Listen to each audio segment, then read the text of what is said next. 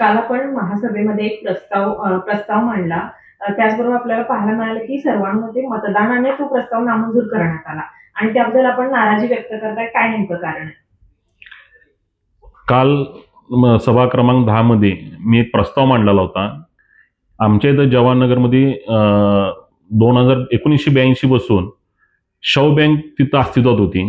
शव बँक 2007-8 साली बंद पडली. तेव्हापासून ती जागा, इमारत टोटल बंद आहे. त्याच्याकडे महापालिकेचं लक्ष नाही आहे. एकीकडे आयुक्त म्हणतात की उत्पादनाचे साधन आणावे, जागा भाड्याने देऊया, उत्पादन वाढव्या, आणि दुसरीकडे मी तो प्रस्ताव मांडला असताना आमच्या इथं ज्येष्ठ नागरिक संस्था आहे, वीर शोकक्या समाजांची ज्येष्ठ नागरिक संस्था आहे, आणि ही आमचा समाज एक मागासवर्गीय समाज आहे.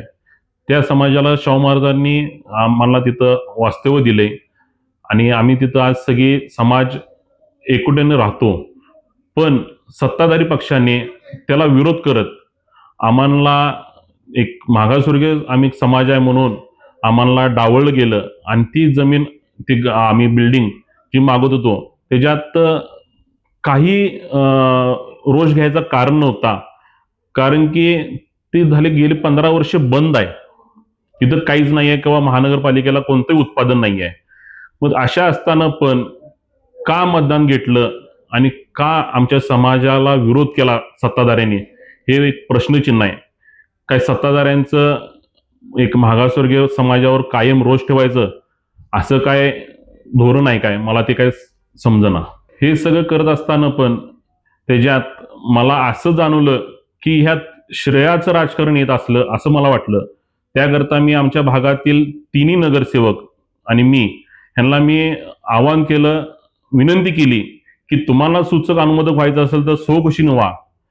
ते करताना पण विरोधातले जे 3 नगरसेवक आहेत त्यांनी नकार दिला.